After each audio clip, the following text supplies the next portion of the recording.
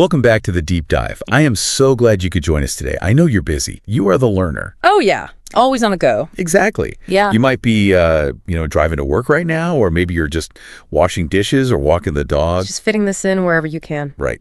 And we really, really appreciate you sharing your time with us.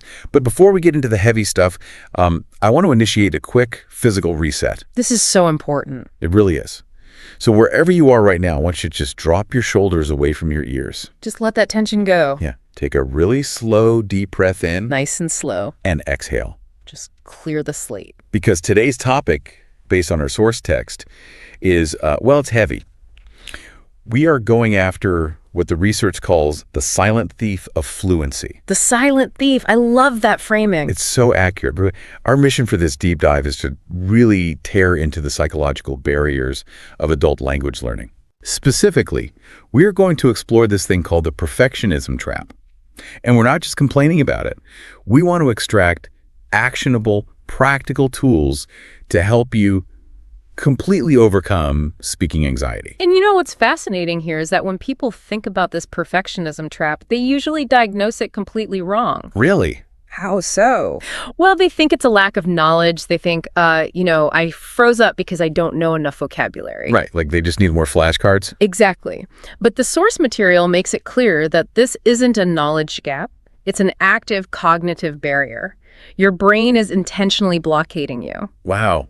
Okay, let's unpack this. Yeah. Because I want to paint a picture from the text that I think every single language learner has experienced. Oh, I'm sure they have. So imagine you're sitting in a group conversation. Maybe it's a conference room at work. The meeting has been going on for 20 minutes. The energy is good. Ideas are flowing back and forth. Yeah, you're in the zone. Exactly. And someone brings up a logistical problem. And suddenly, boom, a light bulb goes off in your head. You've got the answer. You have the perfect, funny, or insightful story to add. You know the vocabulary. You've literally lived this experience. So you're ready to jump in. But right as you take a breath to speak, your brain just violently slams on the brakes. Ugh, the worst feeling. You start checking the grammar. You're debating, wait, is it past perfect or past simple here? Is it in this context or on this context? You start running the mental math. Yes. You translate it mentally 3 times just to be 100% sure it's flawless. But by the time you've done all that work, the conversation has already moved on. It's gone. The moment is completely gone, and you are just sitting there in silence. And it's such a heavy, frustrating silence. It really is. Because you didn't stay quiet out of ignorance. You stayed quiet out of sheer terror of making a mistake. Yeah. If we break down the timeline of that missed moment, your brain literally stalls out because it's treating language like a math equation. Like a math equation. Yeah, like something to be explicitly solved on a chalkboard where there's only one right answer. It stops seeing language as a messy tool for immediate expression and starts seeing it as a test you're about to fail. Oh, man. That makes so much sense. Yeah. It's like waiting at a really busy intersection. Okay, I like this. You need to make a right turn. And you see a gap in the traffic. It's a small gap. But if you just hit the gas, you could easily make it. Right, just go for it. But instead, you're sitting there thinking, no, it's not a perfect gap. I want a completely risk-free, flawless turn. You want the whole road to be empty. Exactly. You're waiting for the absolute perfect moment. But by the time the street is completely empty, you look at your watch and realize the place you were trying to drive to is already closed. Wow. Yeah. All those other cars just passed you by. You missed the destination because you were obsessed with the perfect turn. That is exactly what your brain is doing with vocabulary. So I want to ask you, the listener, directly. Think about a time you stayed quiet just out of fear of sounding foolish. Just picture that exact moment. Yeah. And I want you to say the word yes out loud into the empty room right now if you felt that. I'm going to give you 5 seconds of just quiet time. Say it out loud. 1, 2, 3, 4, 5. And if you just said yes, I want to reassure you right now, you are a completely normal, smart, capable adult. Honestly, that's such a relief to hear. It's true. You're not broken. The wait. Acknowledging that we are smart, capable adults, the source text says that's actually the very root of the problem, right? Oh, 100%. It's a massive identity crisis. Let's get into the psychology of that. Yay. Because the adult learner is a really unique situation. It is, because think about it. As adults, we are so used to being competent. Right? We know what we're doing in life. Exactly. In your native language, you sound smart. You are respected. You can crack a joke, you can negotiate a salary, you can defend yourself. Your native language is basically your armor. Yes, your armor and your identity. So when you step into a target language and you suddenly sound like a beginner, It feels terrible. it feels like a direct, profound threat to that established adult identity. The psychological friction there is massive. Because you have these really complex, mature thoughts in your head. But you only have the vocabulary of a toddler to actually express them. Right. And your ego just hates that. Your ego fights it tooth and nail. It wants to protect your reputation. But let me push back on that for a second. Go ahead. If we logically know, like intellectually, that we are beginners in a new language, why does our ego still punish us? What do you mean? Well, like, if I go take a beginner's pottery class, I know my first bowl is going to look like a lumpy rock. Right. You expect to be bad at it. Yeah, I don't care. Or if I try surfing for the first time, I know I'm going to fall. So why do we accept being beginners at hobbies, but not sounding like beginners in language? Oh, that's such a good point. And it really comes down to how adult society functions. Okay, tell me more. Society actively rewards competence, right? Especially verbal competence. Definitely. In a job interview, in a meeting. Exactly. We are rewarded for sounding certain, and we are heavily penalized for vulnerability. And a language classroom, or just speaking a new language in the wild, is one of the very few places where adults are violently forced back into a state of absolute vulnerability. Oh, wow. So it triggers all our defense mechanisms. Yes, you're stepping out without your armor. It's a profound exposure. And this ego defense mechanism actually has a specific psychological name, doesn't it? It does. It's a cognitive bias that the source material points out, and it's the core of why we freeze up. Yes. Let's deconstruct the spotlight effect. I love this concept. It's so revealing. So the spotlight effect is essentially a trick your brain plays on you. Okay. It tricks you into believing that everyone around you is paying extremely close attention to your every move. Like a literal, bright, theatrical spotlight shining right on your face. Exactly. Everyone is just staring at you, waiting for you to mess up. Right. The brain says if I use the wrong verb tense right now, they will judge me. They will think I'm not intelligent. But that's just an illusion, right? Yeah, completely. The source's core truth here is that the spotlight does not exist. It's entirely fabricated by your anxiety. Native speakers aren't listening to your grammar at all. No, they're listening to your message. Okay, here's where it gets really interesting. Think about this analogy. It's like you're going to a party, and you put on a shirt, and you realize right as you walk in that it is just incredibly wrinkled. Oh no, like super noticeable wrinkles. Yeah. And you spend the entire night hiding in the corner, keeping your arms crossed, assuming that every single person in the room is judging you and thinking you're a total mess. When in reality, everyone else is entirely focused on their own wrinkled shirts. exactly. They're worrying about their own hair or what they just said. Nobody cares about your shirt. Humans are so egocentric, we're all just worried about ourselves. Right. And to really cement this, the text asks us to reverse the perspective. I think this is the most helpful exercise. So listener, I want you to imagine this. Imagine a non-native speaker comes up to you and they try to speak your native language. Right. They're struggling a bit. Yeah, they use the wrong prepositions, their verb tenses are all over the place. Very messy grammar. Do you stand there and mentally grade their grammar? Do you judge them and think they're stupid? Obviously not. No. You focus entirely on their story. You're trying to figure out what they need. Exactly. You focus on the message, not the syntax. You're just happy they're making the effort to connect with you. And that's exactly what native English speakers are doing when you talk to them. They aren't grading you. They just want the connection. Which perfectly brings us to the new mantra we need to adopt. Because if the focus is on human interaction rather than rules, we need a massive mindset shift. Yes. The text introduces this new golden rule, and I think it is brilliant. Connection over perfection. Connection over profession, it really is the ultimate reframe. Yeah, it is. Because if we connect this to the bigger picture, we have to ask ourselves, what actually is communication? Right, like fundamentally. Fundamentally, it is not a performance. It's not a test that you're being graded on. Communication is just a bridge between two humans. Just a bridge to get an idea from my head into your head. Exactly. And striving for grammatical perfection actually harms that connection. Wait, really?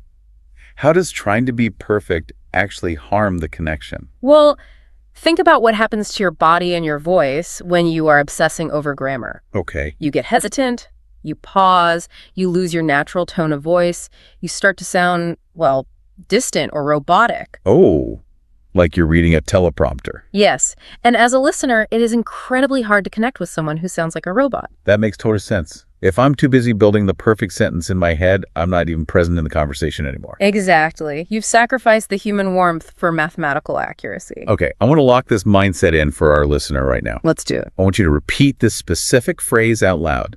We'll give you another 5 seconds. Say it with conviction. Connection over perfection. 1, 2, 3, 4, 5. I hope you actually said it. It's a powerful thing to declare out loud. It really is. Yeah.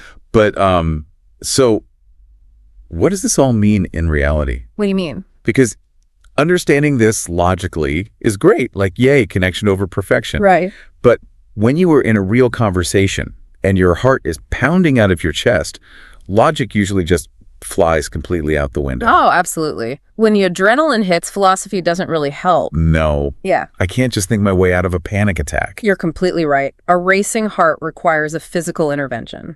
Which brings us to the absolute core tactical tool of this deep dive. Yes, the 3-second rule. The 3-second rule. Tell us about this because this is a game changer. It really is. So when someone asks you a question, your inner translator instantly turns on, right? Oh, yeah. Immediately analyzing the grammar. The goal here is to physically interrupt that process. Right. You give yourself a maximum of 3 seconds to start making a sound. 3 seconds. That's so fast. It is. But here's the trick.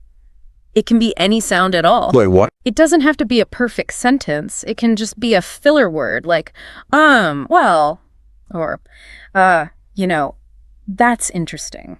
So just making a noise counts. Yes, because by forcing your mouth to make a sound, you initiate the physical momentum of speaking. Oh. You start moving before your brain has time to flood your body with anxiety. It's like you're jumping into the pool before your brain can tell you the water is too cold. Exactly. The action overrides the hesitation. And the text explains that the vocabulary is already in your brain. Right? Yes. You already know the words. You just have to trust your brain to catch up with your moving mouth. That's incredible. It's honestly like, have you ever had to push start a manual transmission car? Oh, yeah, where you have to get it rolling first. Exactly. You can't just turn the key. You have to physically push the car down the hill to get the momentum going, and then you pop the clutch and the engine catches. That is a perfect analogy. The 3-second rule is pushing the car. You just have to make a sound to get the wheels rolling. And then your brain's engine will catch on. Okay, let's simulate this in real time for the listener. Okay, a little real-life practice. Listener, I am going to ask you a casual question straight from the text, and I want you to answer out loud. But you have to start within 3 seconds. Yes, no filtering. Even if you just say, start making noise. Here's the question.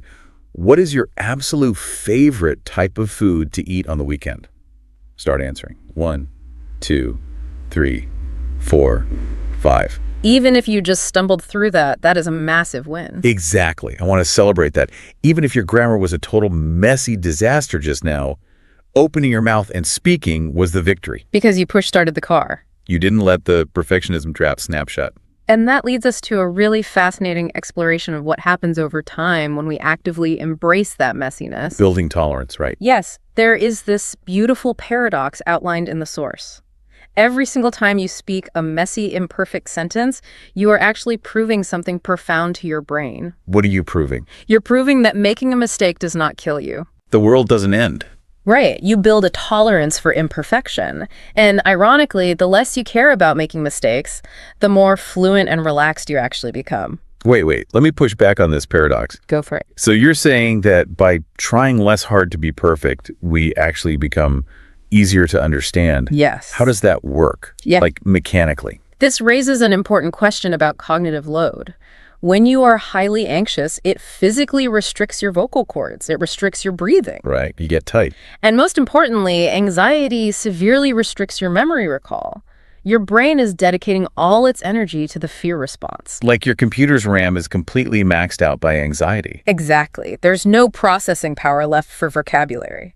But when you remove the pressure of perfection, you literally free up that cognitive load. So you can actually access the words you studied. Yes. Removing the pressure is what actually creates fluency. That is wild. Yeah. And to really drill this in, the text gives us a specific mission, a challenge for the upcoming week. This is where the rubber meets the road. Listener, next time you speak English, maybe it's on a Zoom call, or at a coffee shop, or in your language class, you must intentionally make a mistake. Intentionally, on purpose. Yes, I want you to walk in and plan to say something wrong. Say, I goed instead of I went. No, I know that sounds terrifying. It sounds like a nightmare for the ego. It does.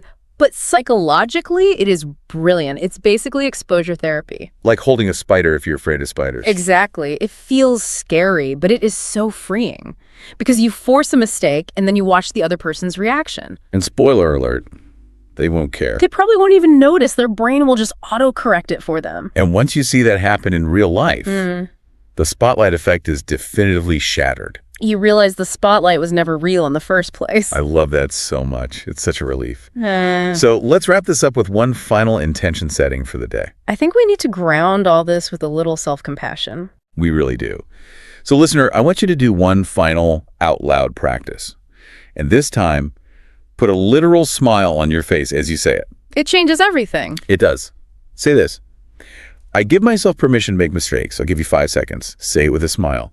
1, 2, 3, 4, 5. That is so important. We want to validate your journey right now. It is hard to be an adult learner. It takes so much bravery to sound like a beginner. It really does. Be kind to yourself. Focus on connection. The fluency will naturally follow. And just keep practicing that 3-second rule. Get the car rolling. But before we sign off, our expert has one final provocative thought to leave you with today. Yeah, I want you to mull this over. If our intense fear of making mistakes in a foreign language is entirely based on this fabricated spotlight effect, right, it makes you wonder, where else in your adult life are you staying completely silent? Oh, why? Where are you holding back your best ideas just because you're waiting for an imaginary judge to give you a perfect score? That is heavy. That is heavy. And so true. Don't let the perfectionism trap steal your voice. Just speak up. Thank you so much for your time today. Keep pushing through that comfort zone, and we'll catch you on the next deep dive.